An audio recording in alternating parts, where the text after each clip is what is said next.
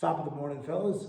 I cannot eat breakfast until my rice is done cooking, so I figured I would bang out a video really quick talking about why I personally will very rarely program a conventional deadlift from a deficit. So let's kind of start from the top down, right? We can absolutely get better at deadlifting only by deadlifting, right? If we do the right amounts, we refine our technique, and we do the right volume, frequency, intensity. You guys know my whole shtick. If we nail those variables, the only thing we could do is our, let's say, competition style conventional deadlift, whether you're a strongman and that might incorporate straps or a suit, or whether you're a powerlifter and that just incorporates a belt, or you're just someone lifting in the gym and you have a standard to which you like to deadlift. Doing the right volumes, frequencies, intensities to lead up to a 1RM, maybe having phases where we're a little further away, we're doing a few more reps, focusing on more general qualities like hypertrophy, working all the way up towards that 1RM. We can get better. We might be able to improve that result by including some like isolation or accessory type motions to additionally hypertrophy the relevant muscles, right? Whether that be your upper back, your lower back, your posterior chain, your abs, including lower scale motions in hypertrophy focused rep ranges and increasing the cross-sectional area of those muscles can bolster our result, right? But the basis of our progression was the fact that we were doing enough of the conventional deadlift, and that can actually slightly improve our result. And then the third way we can kind of go to improve our result is the inclusion of close variations that either highlight a muscular emphasis or a technical emphasis that is something we struggle with. So it will lead to improved either technique or like positional strength within your compound motion. So we're not doing all of our volume with this close variation. So we're continuing to work on the skill of what we want to be good at, but we take some of our volume and we move it over to this motion that we think is going to work a weakness. And one of the ways that we can try to identify weaknesses within our deadlift, it's not the only way, there's lots of more subjective visible things, there's some subjective feelings that can assist you in figuring out where you struggle, but sticking point is one simple thing that we can all see is when we fail a rep, where do we fail? And that can start to inform us as to maybe potential weaknesses in the deadlift, right? So we're gonna go top down. Let's say you're missing your lift really high in the pull. There's a good chance if you have found my relatively small channel, you have been presented with this information already. Usually a deadlift miss at the top of the range of motion was because you compromised your positioning at the bottom of the range of motion to get the weight moving. You rounded your back, which off the floor, that mechanically improves your leverages. You get up to the top and you have to unround your back. And that is a bit too big of a task and you get stuck, right? So one of the things that I quickly will point out to people is that just because you're missing at lockout, doing heavy block pulls or heavy rack pulls, the idea is, oh, well, I've missed at lockout, I'm gonna lock out a lot of weight. Well, you're now removing the portion of the lift where you were having that breakdown in the first place. So it's not the most apt way to fix that sticking point. If anything, we want to use something like I really like the inclusion of a strict pendlay row and a deadlift with a pause directly off the floor to help us with our strength in these positions. So that way we can break the weight off the floor without having to compromise our positions. Oftentimes that back rounding, right? People think, oh, my back rounded, that means my back is weak. Oftentimes it means the opposite, right? Your back is actually stronger, any muscle is stronger isometrically than it is as a primary mover. So the fact that we are rounding our low back and using our low back as a primary mover with our deadlift would be indicative that it's sufficiently strong. If anything, the muscle that's weak is the muscle needed to do that deadlift in more of a pure hinging fashion. So if someone has a very underdeveloped hinge, they need to round their back to do their deadlifts, they're relying on that spinal erector strength. Oftentimes it's that kind of posterior chain, hamstring, glute strength that's lagging behind.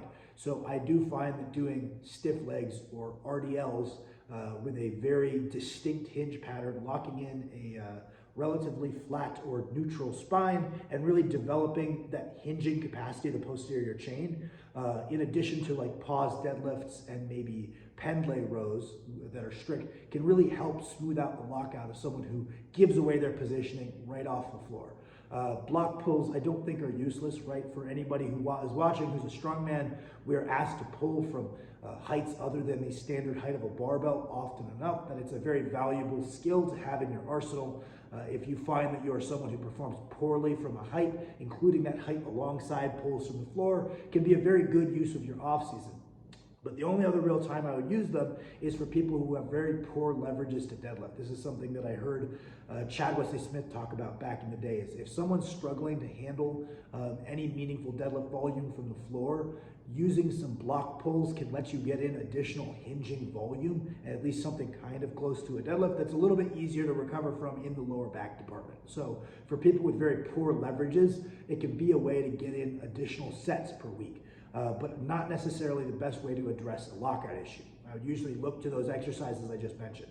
Oftentimes when someone's missing right around the knees, that it comes down in my mind to one of two things. They're either letting the weight swing pretty far out in front of them, in which case just improving the cueing of pulling that bar like the bottom of a pullover into you, or just doing a bunch of RDLs.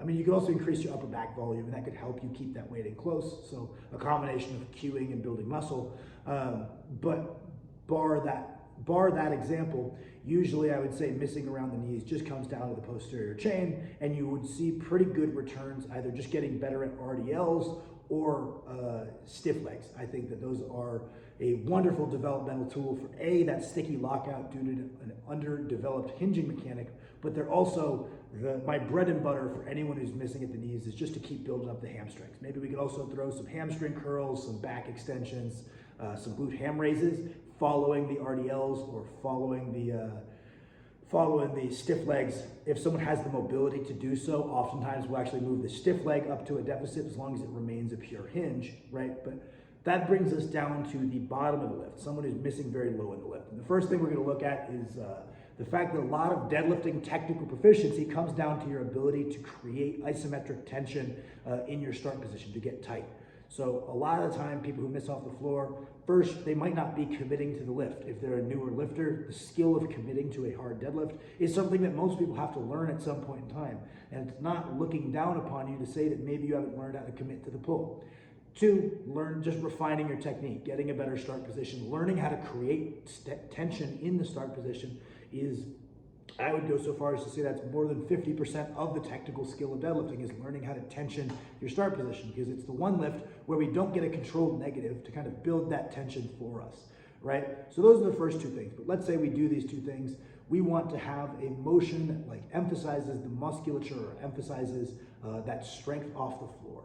A lot of people would say this is where a deficit deadlift comes into play. We're going to be emphasizing the leg component, the legs pressing into the floor of a deadlift, and that's going to give us greater power off the floor. Just like we were missing at the knees because of hamstrings, so we selected a motion that emphasizes the hamstrings, but is still very close to a deadlift in a stiff leg or an RDL. Much the same, people would say that's where the deficit comes into play. We're exaggerating the leg component. And the problem is when you put most people in a deficit, and this gets more and more exaggerated the larger the deficit is, there's kind of three places they could get additional depth, they could get down further. The first one is by squatting down further, potentially what we're looking for, and exaggerating the role of the legs within the deadlift. The second is hinging more at the hips, right? So we're bringing our stomach between our legs further. And then the third is using a more compromised back position.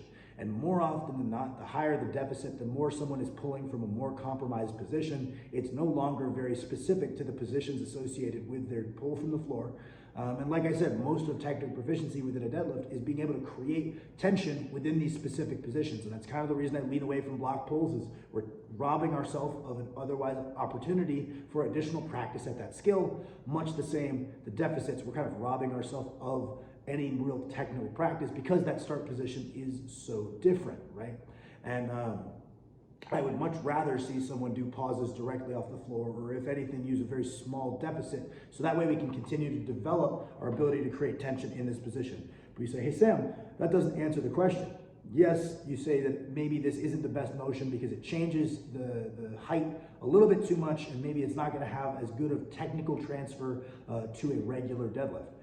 But what about emphasizing the muscles associated with breaking the floor, right? So if we ask ourselves, what are we trying to get done with the deficit deadlift? We're not trying to round over at the back more, presumably. If you are, totally viable option. If you're doing this for like lower back strength, fair enough, that might get the job done, right? We're not trying to emphasize the hamstrings by hinging more, or we'd probably be doing an RDL or a stiff leg. We're trying to emphasize the legs by taking them to a deeper squat pattern motion with the weight in front. And what is a very deep squat pattern motion with the weight in front of us? A front squat, right? So yes, we're getting much further away from the deadlift, but if we weren't going to get very good technical carryover either way, I think that the front squat is going to have less fatigue overlap with the deadlift. So let's say you were going to do a top set of deadlifts and 2 deficit backoffs. I would probably recommend that you do a top set of deadlifts and then 2 regular deadlift backoffs, right? Maybe you do a pause right off the floor, maybe you don't, right? But you've got that additional practice that I'm trying to talk you into is worthwhile. Because the front squat especially is fairly sparing on the low back, we could do these afterward and they could develop those muscular qualities associated with power off the floor. I would also put the SSB squat into this category as well, because the cambers offset the bar in front of you. It's trying to pull you forward. It's a more exaggerated full squat pattern. And I think that if you develop a very strong front squat or a very strong SSB squat, or frankly any squat in general, you're going to have the physical capacities to have good strength off the floor. I don't know if I've ever met a really strong squatter who specifically they struggled off the floor. I think that there's just enough overlap in those patterns that the musculature associated with breaking a deadlift off the floor is going to be sufficiently prepared. Then it's more of a matter of getting really refined in that technical start position, get good at creating tension. And if you're good at creating tension within your start position and you have all the muscle associated with breaking the weight off the floor, you probably are going to have a pretty good start to your deadlift. Then it's a matter of building the rest of the components. So that would be why I personally don't utilize deficit deadlift. I think that the technique is just different enough. If you're going to use them, you found success with them, generally I lean towards a much smaller deficit than many people will use. I think that the extra range of motion is not coming from the joints that people would want them to be coming from if the goal is to develop our power off the ground. Thank you for watching.